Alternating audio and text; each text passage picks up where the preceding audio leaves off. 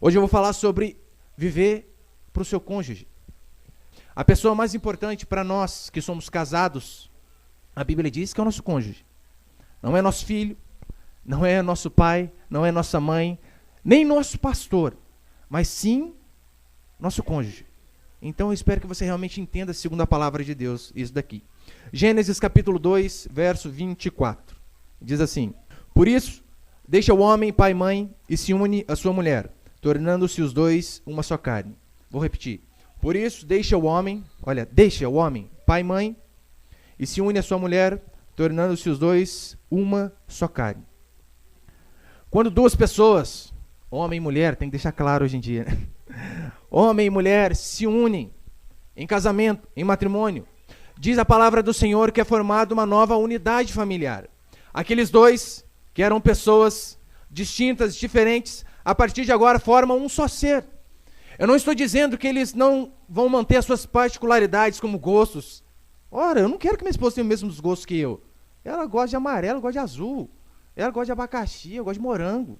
Não, a Bíblia não se refere a essas coisas quando diz que temos que ser unidos, quando diz que somos um. Mas espiritualmente a Bíblia diz que não existe mais duas pessoas, mas apenas uma unidade, homem e mulher. Existe uma substância usada em consultórios odontológicos chamados de amálgama, usado para restauração de dente, que são algumas substâncias que se unem e depois não tem como separar mais. E aquilo forma um negócio extremamente rígido, a ponto de ficar no nosso dente, você mastiga, não cai. Pelo menos não era para cair, né?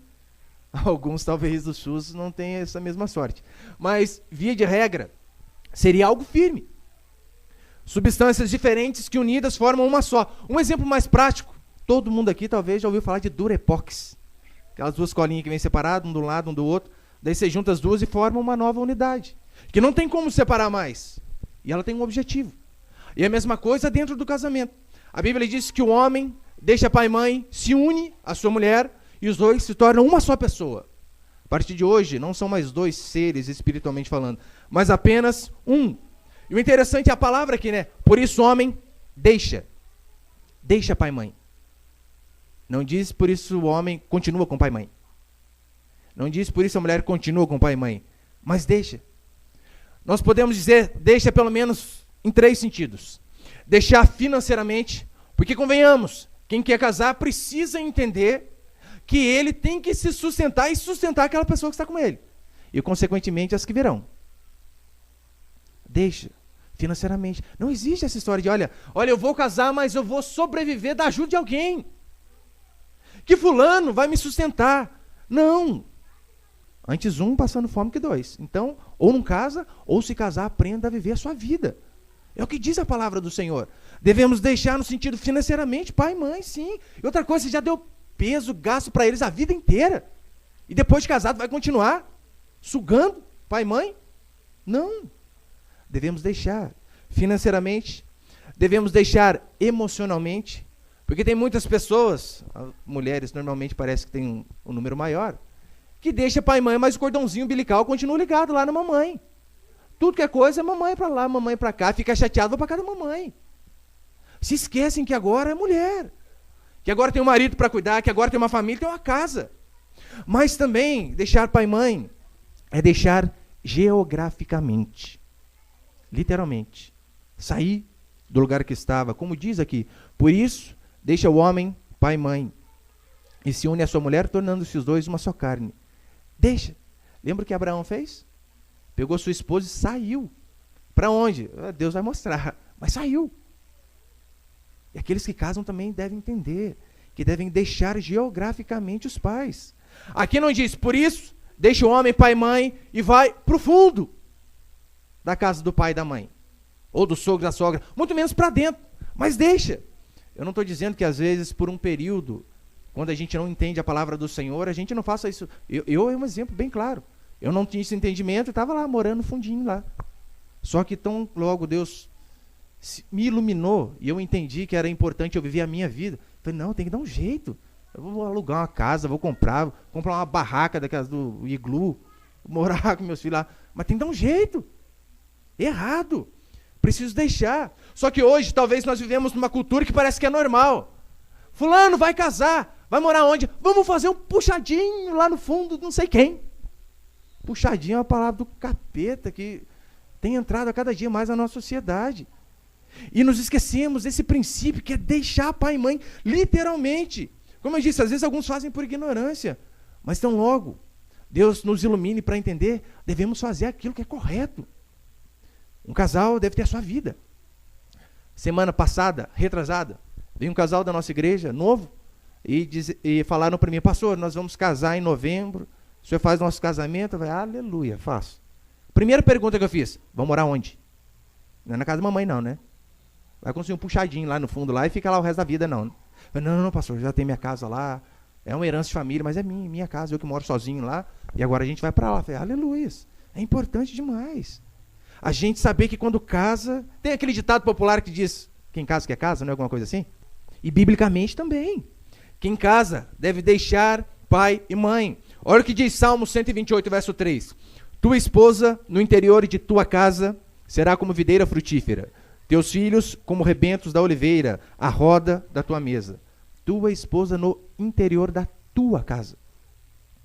Não diz tua esposa no interior da casa da mãe, do pai, do vô, da avó, do tio, do parente. Mas tua esposa no interior da tua casa. Então, portanto, casamento não é coisa para moleque. A pessoa, no mínimo, para pensar em um relacionamento, ela tem que ter plenas condições emocionais e financeiras de pagar sua conta de água, sua conta de luz, se tiver uma casa, bênção, se não tiver, pelo menos um aluguel. Do contrário, vai pensar em casar para quê? Por isso, deixa o homem, pai e mãe, diz a palavra do Senhor. É no interior da tua casa, não é no fundo da casa de alguém. E além do mais, irmãos, a maioria testemunha morar junto com pai, mãe, vô e vó, sogro e sogra. É ruim. Eu não estou dizendo que as pessoas são ruins, Deus me livre. Eu falo por experiência, meu sogro e minha sogra são uma bênção. Mas não adianta. Pode fazer uma enquete aí. 105% vai falar que é ruim. Porque sempre há interferência. Sempre, de uma forma ou outra, vai haver interferência. Morar com pai e mãe não dá certo. O homem e a mulher devem ter a sua casa. Porque, convenhamos, qual avô gosta de ver o neto ser repreendido? Qual avó vê o neto tomar uma chinelada e ele merece mesmo, fez errado? Nenhum. E convenhamos também, qual neto não sabe que tem esse advogado fiel chamado vô e vó? Que não faz uma gracinha perto do vô, perto da avó? Porque sabe, aqui o papai não vai bater, vovô está do lado. É advogado fiel, é o vô e vó. De noite que faz mais graça. Como que funciona? Pelo menos a maioria das famílias que eu vejo é assim. A mãe está lá, a criancinha pede, mãe, tô com fome. O que a mãe fala? Tem pão no armário. Vó, tô com fome. Tem pudim, lasanha, brigadeiro e se quiser ainda faço suco. É assim ou não é, os avós? Você acha que a criança vai gostar mais de qual? É óbvio, mas dos avós. Mas os avós, isso é sempre. Deixar pai e mãe é saber que agora, meu irmão, você é visita na casa da sua mãe. Não tem esse negócio, chega do futebol e vai abrindo a geladeira da casa da mãe. Não, tem que pedir. Você não mora mais ali. Você, a partir desse momento, você é visita. Tem muitas mulheres que às vezes falam isso, né? Olha, vamos lá em casa. E é casada, já fala, na onde que ela é em casa? Lá em casa você não está na sua casa, mulher? Porque se refere à casa do pai e da mãe como se fosse minha casa ainda. Fala, não. Vamos fazer uma visita na casa da minha mãe. Que a sua casa agora é a sua casa do seu marido. É importante. Eu sei que pastor, é força do hábito. Precisamos mudar o hábito. A sua casa agora é onde você mora com a sua família. Pai, mãe, sogro e sogra são visitas. Eu quero falar sobre viver para o cônjuge, mas vamos de uma forma mais prática. Você precisa entender que, olha, a partir do momento em que você diz aquela palavrinha mágica de 3 letras lá no altar, na frente do juiz, seja onde for, sim! A partir de agora você é uma pessoa, até o fim, com essa pessoa que você escolheu para viver, e é o resto da vida. E o resto da vida eu venho falar para você, irmão, é bastante tempo, viu? Não são meses, não são o resto da vida. Tem que pensar, resto da vida é muita coisa. Mas se você já disse sim, agora bola para frente. Como que nós vivemos então, na prática, para o nosso cônjuge? Primeiro, fala assim para a pessoa do seu lado, mude a si próprio. Ninguém gosta, né? Fala até meio para dentro, né? Mude a si próprio. Eu devo me mudar, para ser mais redundante. Eu sei que a tendência é nós sempre queremos que o outro mude, que o outro se transforme, que o outro deixa para trás alguns hábitos que ele tinha. Mas quantos fazem essa pergunta para si mesmo? O que eu preciso mudar? Quantos sentam diante do cônjuge e perguntam: amor, o que eu faço que te chateia? Como eu posso melhorar? Pode falar, eu vou me esforçar. Oh, é terrível e muito difícil. Mas se nós queremos viver para o nosso cônjuge, se nós queremos ter um casamento feliz, abençoado, se nós queremos ver mudança na outra pessoa, devemos saber que, em primeiro lugar, devemos mudar nós mesmos. Do contrário, não tem mudança nas outras pessoas. Se eu perguntasse aqui, para você que é casado, qual o motivo da sua última desinteligência conjugal? Desinteligência, falei bonito, né? Qual o motivo da sua última briga, criatura? Eu tenho certeza que a maioria falar: culpa dele. Culpa dela. Queimou arroz. Culpa dele que saiu, chegou tarde, não avisou. Que não me satisfez. Que me deixou chateada com uma coisa que sabe que toda vez me chateia. Você sempre vai jogar a culpa no outro. Dificilmente uma pessoa vai falar: olha, a última briga nossa foi inteiramente por culpa minha. Olha, eu agi errado, faltou sabedoria da minha parte. Mas a culpa é sempre do outro. É desde Gênesis já é essa culpa, não é? Adão, o que aconteceu? Vai a mulher que tu me deste. Já jogou a culpa na mulher. E aí, Eva, qual o problema? Vai a cobra. Ninguém diz: não, Senhor, erramos. Ou errei, como diz Jeremias. Essa é a diferença de um homem de Deus. Jeremias, a nação inteira pecando. E olha o que ele diz: Senhor, nós erramos. Mas calma aí, a nação errou, você está seguindo o caminho de Deus. Eu falei: não, eu faço parte desse povo, então nós erramos. Se nós queremos ter um casamento saudável, precisamos aprender que necessitamos de mudar a nós mesmos dia a dia. Na hora da briga, da divergência, talvez a frase mais dita seja a seguinte: você não muda. Há anos com você e a mesma coisa. A toalha está lá em cima da cama molhada. E você pensa que ela flutua e vai para o varal sozinha. Não vai. Alguém tem que pôr. Uma vez eu vi a história de um homem, caipira, que veio para a cidade grande. Primeira vez, caipira na cidade grande, já viu, né? Se você foi para São Paulo, você sabe como que é. Então, aquele caipira olhando prédio para tudo que é lado, ônibus, carro. E ele, com a filha dele na frente, e a mulher com o filho atrás. Ele, nossa, olha para lá e olha para cá. De repente, ele viu uma senhora de idade, já toda meio sem jeito, entrar num quartinho pequenininho, sem pertences, sem ele em banheiro, sem fogão, sem nada. E esse cômodo pequenininho, ficavam uns números mudando em cima, tadinho, não sabia que era um elevador. E ele viu essa senhora entrando, passou 1 minuto e meio, abriu a porta de novo, saiu uma moça de 18 anos, tudo firminho. Ele já deu um berro: filha, traz sua mãe aqui agora. Achei a fonte da juventude, o elevador mágico. Porque não é essa a tendência, nós queremos que o outro mude, que o outro se transforme, mas dificilmente olhamos para nós. O que eu preciso mudar? Queremos sempre ver a transformação no outro. Mas eu pergunto para você, irmã, que às vezes quer tanto ver a mudança do seu marido. O que você tem feito para que o seu marido mude? Qual a sua parcela de cooperação para que o seu marido seja um homem diferente? Provérbios 14:1 é bem claro. A mulher sábia edifica. A mulher sábia edifica, constrói. Mas a tola derruba a sua casa com as próprias mãos. Como você tem sido dentro da sua casa? Uma mulher sábia ou uma mulher tola? Você sabia que muito do seu marido depende de você, do seu comportamento? Uma vez eu vi um relato também, eu li na verdade, de uma moça, e ela estava com o seu marido um executivo, um empresário, muito rico, e eles então estavam no posto de gasolina, abastecendo o carrão importado dele, e um frentista do lado de lá deu um tchauzinho: oi, tudo bem? E ela pegou, cumprimentou, e aquele marido pegou e disse para ela: quem é esse homem? Esse aí é um ex-namorado da infância. E o marido olhou para ela: olha, Deus foi bom contigo, hein? Se tivesse casado com ele, você seria mulher de frentista, hoje você é mulher de empresário. E ela retrucou para o marido: não. Se ele tivesse casado comigo, ele seria o empresário e você seria o frentista. Porque muito do seu marido depende de você, irmã. É o que o provérbio diz: a mulher sábia edifica a sua casa, e a tola destrói. Não tens nós de mulher imparcial. Ou a mulher levanta o homem e a família, ou a mulher derruba. Não existe essa mulher: não, essa aqui não ajuda, mas não atrapalha. Não. Se não ajuda, atrapalha. Se não atrapalha, pode ter certeza que ajuda. E tem aqueles casos, é óbvio, que, olha, veio do mundo para a igreja, e um só é crente. Como a minha esposa, eu sempre dou exemplo, passou momentos difíceis comigo. Converteu primeiro que eu, e eu virei o Chuck dentro de casa. Era terrível. que a gente faz numa situação dessa? Quando, por exemplo, o marido não é crente, ou a esposa não é crente. Quando o marido não é crente, 1 Pedro 3,1 diz assim, olha, mulheres, sede vós igualmente submissas ao vosso próprio marido, para que se ele ainda não obedece à palavra, seja ganho sem palavra alguma por meio do procedimento de sua esposa, ao observar o vosso honesto comportamento cheio de temor. Olha que interessante que Pedro diz, 1 Pedro 3,1. Seu marido é incrédulo, irmã? Preste atenção no seu procedimento dentro de casa, para que ele, sem palavra alguma, seja ganho através do seu modo de agir, através do seu procedimento honesto e cheio de temor dentro de casa. Só que, hoje em dia, irmãs são dóceis com todo mundo. Na igreja, oh, aleluia, irmãos, glória a Deus.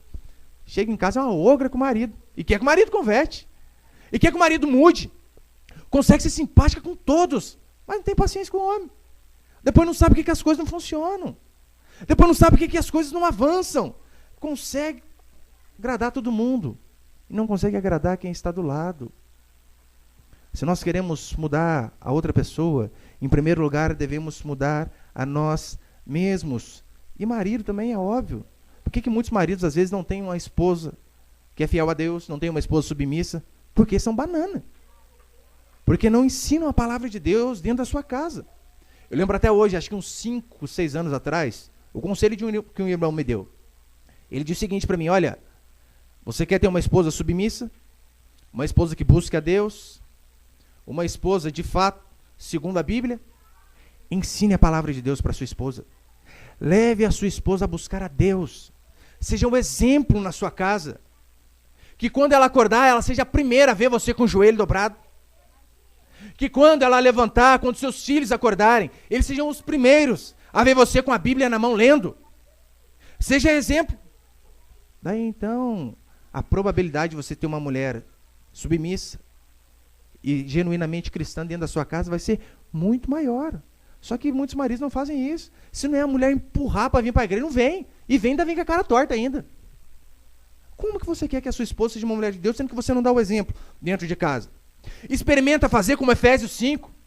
Leia com calma depois na sua casa, Efésios 5. Papéis do marido. Só vou resumir. Ame a sua esposa, assim como Cristo amou a igreja, a ponto de se entregar por ela. Quantos maridos têm feito o que Paulo ordena em Efésios 5? A Bíblia não diz, olha, morra por uma causa, morra por uma igreja, morra pelos seus filhos. Não. Mas diz a nós, homens, se necessário for, morra pela sua esposa. Se necessário for, dê a sua vida em prol dela. Daí o marido não consegue nem reconhecer as coisas que a esposa faz. E quer que a esposa seja mulher de Deus. E quer que a esposa seja submissa. Aprenda, meu irmão, a valorizar a mulher que você tem. Se ela trabalha, valoriza ela. Se ela é apenas dona de casa, aspas nesse apenas, valorize ainda mais. Tem dúvida? Eu desafio você nas suas férias tirar uma semana de dona de casa. Você vai querer voltar para o seu trabalho rapidinho. As irmãs estão aqui e sabem que isso é verdade. Serviço de dona de casa não tem férias, não tem hora extra, não tem gratificação por benefício nenhum, na verdade, reconhecimento zero, na maioria das vezes. É um serviço que começa quando você acorda e acaba quando você dorme. Hora de almoço? Raramente. Experimenta. Ficar uma semana como dono de casa, para ver se você não vai dar muito mais valor na sua esposa, que deixa a comida na hora certa, que leva os filhos para a escola, que limpa a sua casa. Você já teve uma experiência de dono de casa, você sabe o negócio é power mesmo, Deus me livre. O Ricardo, né, a esposa dele teve bebê recentemente, e tadinho, acho que as 2 primeiras semanas ele era dono de casa lá, aventalzinho e tudo. Avental não sei, né, cara? Eu tinha a felicidade dele quando eu ia na casa, eu ia chamar ele, porque ele saía lá, ai, respirar, aleluia. E ele me falava, pastor, é um absurdo. Eu lavo as vasilhas lá, daí parece que o negócio procria, surge copo, surge do nada. Deixa os copos lá, parece que se acasala e surge mais. Não tem fim o negócio. E é assim, não é, irmãs? É uma rotina que não acaba nunca. Agora, se você experimentar um pouquinho dessa rotina, eu tenho certeza, você vai aprender a valorizar muito mais a esposa que você tem. Aprenda, irmão, a reconhecer aquilo que ela faz. Mas reconhecer com palavra e ir lá e falar, amor, isso aqui que você fez é uma bênção de Deus. Ou quer uma dica melhor ainda? De vez em quando, bem de vez em quando. Eu queria ter mais condição, mas não dá. Às vezes minha esposa está lá fazendo almoço, eu chego e ponho um dinheiro do lado dela lá. O que é isso aqui? É para você, amor, você é tão bênção que se eu tivesse que pagar alguém, eu gastaria muito mais. Experimenta de manhã fazer um cafezinho, levar lá um pãozinho no prato, uma xícara, com uma nota de R$50 embaixo da xícara. Ô, irmãos, você vai ver como que as coisas mudam. Mudam demais. Só que tá lá. À noite quer dar uma namorada, mas durante o dia não faz nada. Aprenda a valorizar a esposa que você tem, a reconhecer e a recompensar, principalmente. Porque eu sei que a escravatura foi abolida há muito tempo em nosso país, exceção às donas de casa, porque é um trabalho muito difícil. É um trabalho realmente penoso e que nós homens devemos valorizar a cada dia. Se o casal não aprender a ser paciente um com o outro, que casamento que vai para frente? Paciência é algo que precisamos exercitar diariamente. Que convenhamos, talvez você já falou umas 10, 15, 20 mil vezes. Abaixa a tampa do vaso depois que você usa. E o infeliz parece que não entra na cabeça dele. Ele pensa que abaixa sozinho, que é automático, né? Você usa e depois abaixa. Não. Qual irmã que nunca pensou em fazer uma mira laser lá no vaso e deixar... Mas como que pode? Não mira o negócio na água lá. Depois alguém tem que limpar. Aprenda a ter paciência, às vezes, com essas coisas. Irmão, aprenda a ter paciência com a sua esposa. Ou você acha que a sua esposa... Tem dia que ela não está bem. Tem dia que o almoço não vai sair, quando sai meio ruim. Quando você vê que aquele dia é meio ruim, já compra o almoço. Já poupa o serviço dela e poupa a chateação sua. Eu vi uma vez uma história de uma senhora fazendo 60 anos de casado, eu não sei bodas do que é. 60 anos de casado. E aquele monte de neto e neta ali à frente dela. E então as netas perguntaram para ela, vó, qual o segredo para um casamento tão bem sucedido e com tanto tempo de duração? E a senhorinha muito sábia disse o seguinte, olha, minha neta, quando eu casei com seu avô há 60 anos atrás, eu fiz uma lista das 10 coisas que eu sempre iria perdoar caso ele errasse. Sem murmurar, sem resmungar, apenas iria perdoar. Então as netas ficaram, meu Deus, é sério? E o que tinha nessa lista? A senhora pode mostrar para nós? E ela disse o seguinte, olha, eu fiz essa lista e depois que eu escrevi, eu joguei fora. E toda vez que seu avô errava comigo, eu dizia para mim mesmo, sorte dele que é uma das 10 coisas que eu decidi perdoar. Senão eu iria arrumar briga com ele. Se nós agíssemos dessa forma, não seria bem mais fácil? Um casamento sem contendas, sem brigas, sem arranca-rabo. Seria bem mais fácil. Fiz e joguei fora. Segundo princípio de como agradar o seu cônjuge. Ame as coisas e as pessoas que seu cônjuge ama. Você pode falar para a pessoa do seu lado? Ame as coisas e as pessoas que o seu cônjuge ama. Devemos amar as coisas que são importantes para as pessoas que nos amam. Devemos amar as coisas que são importantes para o nosso cônjuge. Eu sei que às vezes tem algumas coisas que são difíceis. Eu sei que talvez amar pode ser que não dê certo. Mas na pior das hipóteses, suportar. Não é o que diz 1 Coríntios? O amor não busca os seus próprios interesses. Eu tenho o hábito de segunda-feira assistir filme. Lá em casa, a gente escolhe um filme. A gente não, Raquel escolhe um filme. Teoricamente seria a gente. Para assistir junto. Daí, semana passada, vamos assistir? Vamos. Ela escolhe aí. Eu já falei, Sniper é americano. Aí se não. Gladiador. Isso também não. Eu gosto de filme de guerra, espada e tiro, sangue. Eu gosto de estratégia, Band of Brothers. Falei, não. Falei, qual então? Vamos assistir aquele Branca de Neve, Espelho, Espelho Meu? Ai, Jesus. Falei, vamos, põe aí. Vamos assistir aí. Sentei do ladinho dela, mão na mão, 2 horas de filme. Aleluia. Vai fazer o quê? É importante para ela? Falei, vamos assistir. Às vezes você tá lá, você quer sair final de semana. Amor, vamos sair, vamos passear. Você quer ir para Ubatuba, você quer ir pro shopping. Você quer fazer um homem radical. O homem normalmente é meio radical, né? Daí a esposa diz, vamos almoçar na casa da mamãe? E aí? Vai lá, irmão. Ame as coisas que são importantes para sua esposa. Aprenda a tomar cruz. Devemos sempre lembrar que a cruz é para nós. Não é para o cônjuge, para a mulher, para o marido, mas para eu e você carregarmos.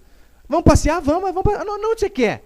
Faz igual eu, já nem dá sugestão para você não ficar chateado. Aonde você quer ir, querida?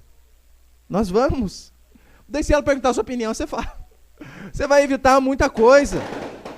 Tempo atrás fui convidado de uma forma inédita para ir almoçar na casa da minha sogra.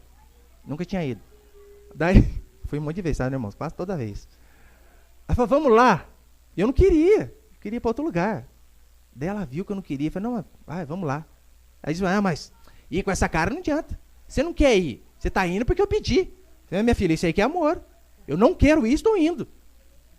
Aí eu ir na onde que eu quero é fácil. Chega para uma mulher e diz o seguinte, olha, vou dar um cartão de crédito agora com R$800 de limite. Você vai torrar no shopping agora. Você acha que ela vai ter dificuldade, irmão, para cumprir essa ordem? Ela vai ser a mulher mais submissa do mundo. Você não vai nem terminar de falar, vai estar lá no Pátio Pinda já. Porque fazer aquilo que a gente gosta é fácil. E fazer aquilo que é importante para o outro. Devemos amar as coisas que são importantes para o nosso cônjuge. E também devemos amar as coisas e as pessoas que são importantes para o nosso cônjuge. O dia que você entender que a família do seu cônjuge também agora faz parte da sua família, e que assim como ele, como ela ama, você também precisa amar, a tendência é as coisas andarem um pouquinho mais fáceis. Porque convenhamos, a família do cônjuge a gente não escolhe. Você escolhe o cônjuge, você analisa, você olha de trás, de frente, ponto cabeça, ai, essa daqui, aleluia. Só que você esquece que vem brinde junto. Tem pessoas que nós não escolhemos. Se não dá para amar, suporte. Como diz 1 Coríntios 13:7, o amor tudo sofre, tudo crê, tudo espera, tudo suporta. Porque tem umas pessoas que falam, você tem que suportar. Tem uns parentes do cônjuge que, aleluia, Senhor, volta logo. Sabia que a família do seu cônjuge é mais ou menos igual ao Kinder Ovo? Você escolhe o Kinder Ovo. Ai, chocolatinho maravilhoso. Só que você sabe, o Kinder Ovo vem com brinde. E o brinde, dificilmente você escolhe. Ou vem aquilo que você quer. Às vezes você abre o chocolatinho e você vê aquele brinde lá. Fala, nossa, que interessante. Legal, dá para colocar aqui, ali, dá para fazer tal coisa. Outros brindes você pega. Fala, nossa, para que serve isso aqui? Presta para nada. Sabia que a família do seu cônjuge é mais ou menos por aí? Tem uns que você vai ver, rapaz, isso aqui é legalzinho, nossa, bacana. Tem uns que você vai olhar, mas para que serve isso aqui? Fazer o quê? Isso aí vem no pacote. Casou, vem junto. Faz parte de aprender a tolerar essas coisas. E aqui, 1 Coríntios diz que o amor tudo suporta. Não diz que o amor tudo muda. Olha, eu vou mudar a sua família. É mais difícil. Às vezes vai ter que aprender a suportar o sogro e a sogra, que na maioria das vezes são bênçãos, dificilmente é ruim. Sogro e sogra, cunhado, tio, papagaio, periquito. Minha esposa tem esse parente terrível. Tem o parente dela lá que misericórdia. O cara bebe demais. É da minha idade, mas você olha para ele, parece ter uns 50 e poucos anos de tanto que bebe. E eu tenho o hábito, quando eu vou para lá fazer minha corridinha, e eu corro normalmente uns 40 minutos, eu chego pingando suor. E ele bebe, sabe o que ele faz na hora que ele me vê? Me abraça. Ah, meu pastor! Me abraça. Vai lá. Ela tem que suportar, fazer o quê? Tava no pacote já, eu escolhi com ela, você é a família dela. Irmão, irmã, tio, devemos aceitar essas coisas. Como eu disse, não dá para amar, na pior das hipóteses, suportar. Desde um cunhado chato, um tio alcoólatra, a um parente problemático, fazer o quê? Você não escolheu essa pessoa? Ué, a família vem de brinde. Eu já falei para os irmãos como eu conheci meu sogro ou não? Primeira vez? Você já ouviu falar de novo. Tá lá, e meu sogro, negão bem forte mesmo. Você olha para ele, ele era muito forte quando ele era mais moço, só que você vê que agora ele tá velho, mas tá forte ainda. Eu brinco aí que ele parece o tio Barnabé, que agora tá aquele negão com cabelinho branco. Eu chego, seu Gilberto. Eu lembro até hoje. Eu tinha 15 anos também, moleque, eu acho que ele devia ter batido em mim, não fez isso. Eu tô lá na casa da minha tia, com a minha esposa.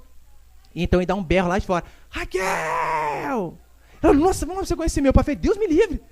Ele tá bravo. Eu falei, vamos lá. Eu lembro que eu cheguei, portão aqui, portão ali, ela abriu o portãozinho. Pai, esse aqui é o Rafael. Rafael, esse aqui é o meu pai. Eu estendi delicadamente a mão para ele. Ele pegou a Raquel pelo braço e levou ela embora. E minha mão ficou ali, ó. Cri, cri. Cri, cri. Secando já. 16 anos esticado assim. Hoje é uma benção. Nossa, me dou bem, eu vou lá, ele abraça e chora. É maravilha. Mas no começo foi difícil, só que eu falei, não, é o pai da minha esposa. Eu vou fazer o máximo para eu ganhar a amizade dele, para ser um bom genro. Ora, eu escolhi ela, ele vem de brinde. Mas terceiro e último princípio, para encerrar. Como agradar o cônjuge. Primeiro, como agradar o marido. Irmãs, tá com a caneta para marcar aí? Marca aí, que é muita coisa. Você que é casada. Como agradar o marido. Provérbios 5,19. Corça de amores e gazela graciosa. Sacie-te os teus seios em todo o tempo e embriaga-te sempre com suas carícias. Irmã, você fez isso aqui e embriaga o seu marido de carinho. Você pode deixar a casa suja, criança ranhenta, você pode queimar feijão, pode queimar arroz. Se você fez isso aqui que Provérbios 5,19 diz, deixa ele bêbado, de carinho, pode ficar em paz, ele não vai nem ver as outras coisas. É brincadeira, né, mano? Tem um monte de coisa para fazer, vai cuidar da casa. Mas lembrando que no casamento, o centro do casamento não é a casa, não é nem as crianças, mas é o marido. Daí tá lá, é um excelente dono de casa, só que é uma péssima mulher, uma péssima esposa. E se esquece do papel principal. 1 Coríntios 7 diz a palavra do Senhor, que olha, que o corpo da mulher não é dela, mas sim do marido. E tá lá, impressionante. Você percebeu que mulher normalmente tem dor de cabeça das 9 às 10 da noite? É uma enxaqueca que bate nesse horário, que é impressionante. Mas a Bíblia diz que nós devemos satisfazer o marido, vocês irmãs. Satisfazer em todas as áreas. Sexualmente também. É o que diz a palavra do Senhor. E não só satisfazer, mas embriagar o coitadinho. O abençoado. É o que diz a palavra do Senhor. Cuidar da casa é importante. Cuidar dos filhos é importante. Só que o centro do casamento é cuidar do marido, você que é casado. Como agradar a esposa? Os irmãos, caneta? Marca aí. O homem, eu dei apenas um princípio de como agradar o marido. As mulheres eu vou dar 3, né? Que a mulher normalmente é um pouquinho mais complexa. Como fazer uma mulher feliz? Só é necessário, irmãos, 3 coisas. 3 coisas. Primeiro, ser amigo. Porque às vezes a sua esposa precisa de um amigo. Não precisa de um homem, de um macho, de um troglodita, mas de um amigo. De um amigo que ouve, de um amigo que conversa. Precisa de um companheiro, segunda coisa. Um companheiro que às vezes dorme junto, sem segundas intenções, só dorme, faz um carinho, conchinha, abraçadinho, no frio. Às vezes sua esposa só quer isso. Só é necessário ser amigo, companheiro. E terceiro, marido, protetor, inovador, chefe, educador, cozinheiro, mecânico, encanador, decorador de ambiente, estilista, eletricista, terapeuta, psicólogo, psiquiatra, compreensivo, tolerante, prudente, simpático, esportista, carinhoso, atento, cavalheiro, inteligente, imaginativo, criativo, doce, forte, valente, decidido, confiável, respeitador, apaixonado e sensível. Marcou o terceiro aí?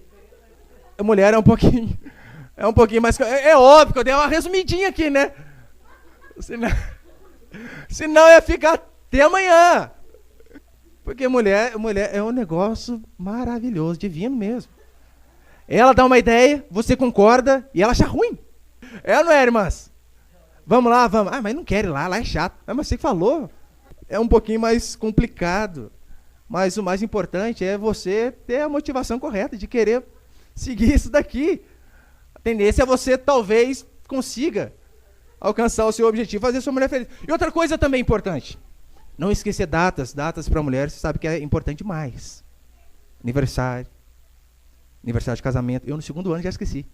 Primeiro ano eu lembrei, segundo esqueci. Nossa. Minha irmã que ligou, parabéns, 2 anos de casado, já ficou quieta. Fala nada, não.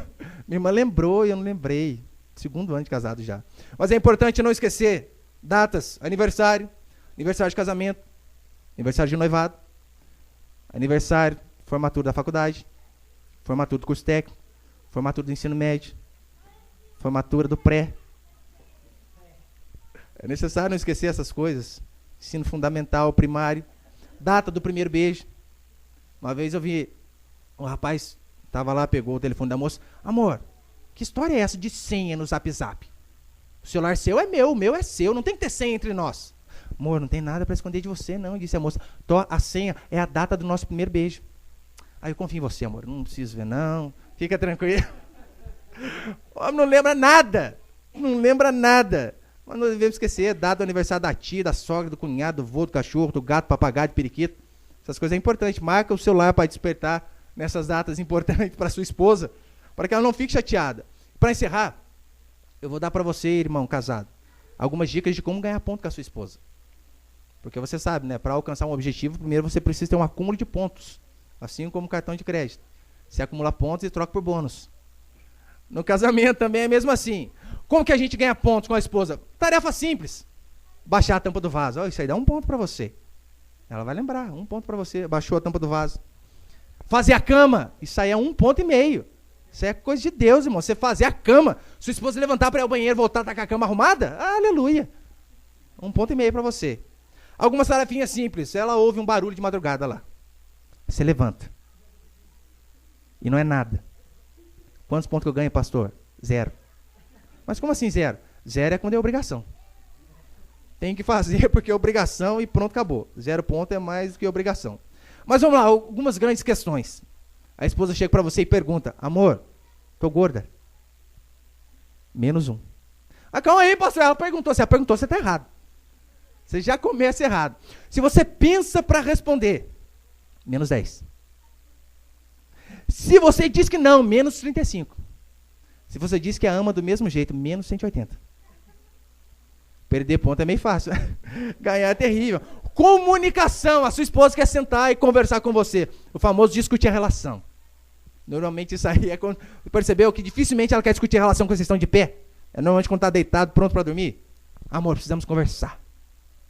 Hora bendita, hein? Tanto o dia inteiro para falar. Eu vou falar agora. Daí você ouve a sua esposa com uma expressão atenta, gesticulando com a cabeça: é verdade, preciso mudar. Me perdoa. 0 pontos. É sua obrigação. Tem que ouvir, prestando atenção, gesticulando, é tudo isso aí. Tá, se ouve ela por mais de 30 minutos, de forma atenta, 1 ponto. 30 minutos você está conseguindo já se superar. Você ouve ela por mais de 1 hora sem olhar para a televisão, 2 pontos. Só focando nela, assim, amor. E a televisão, o futebol aqui do lado, final da Champions League. Você, amor, tá bom. Se ouve ela por mais de 1 hora sem olhar para a TV, dá 2 pontos. Ela percebe que você está olhando para ela de forma atenta, só que dormindo com o olho aberto. -380 e arriscar dar um divórcio. Você sabe, mulher é difícil, mas a gente precisa ter um pouquinho só de boa vontade. Se tiver um pouquinho de boa vontade de se empenhar em fazer o que é bom para ela, como eu já disse, o casamento não foi feito para que você case para ser feliz. Se você casa com esse objetivo, eu quero ser feliz. Não estou dizendo que não traga felicidade, é óbvio que traz. Mas o nosso objetivo, a nossa ênfase deve ser: olha, eu vou casar para fazer daquela mulher a mulher mais feliz do mundo. Eu vou casar para fazer daquele homem o homem mais feliz do mundo. E se nós tivermos esse coração de querer o bem do próximo, de querer a felicidade do próximo, automaticamente a felicidade vai estar sempre conosco. Porque todos gostam de ser bem tratados. E todos que são bem tratados, cristãos, retribuem o bom tratamento que eles tiveram para com os seus cônjuges. Então, se você quer realmente ter um casamento abençoado, feliz, aprenda a viver para o seu cônjuge. Aprenda a amar as coisas que são importantes para ele. Aprenda a amar as pessoas que são importantes para ele. Eu tenho certeza que assim Deus vai nos dar graça dia a dia. E você que é marido, não desanima. Não desanima, não. A tarefa é árdua. Mas Deus nos vai dar graça a cada dia mais de entender a cabeça dessas mulheres abençoadas que Deus colocou em nossa vida. Mas se nós pudéssemos resumir o que nós necessitamos para ter um casamento abençoado por Deus, uma vida conjugal abençoada por Deus, em primeiro lugar é o temor a Deus. Temor a Deus, a palavra do Senhor. O primeiro milagre que Jesus fez foi em um casamento. Para mostrar que casamento que não tem Deus não tem alegria, não tem felicidade, não tem como avançar. Mas em segundo, é eu viver não para mim, mas viver em prol do outro. A tendência é o casamento melhorar, a vida conjugal melhorar. E isso demora, às vezes é tempos. E dia a dia, vai. Mas se nós tivermos esse coração de viver em prol do outro, nós veremos que o nosso cônjuge vai ser beneficiado, nossos filhos serão beneficiados, e esse benefício vai acabar voltando para nós mesmos. Amém? Você pode fechar os seus olhos aí por um instante, por favor?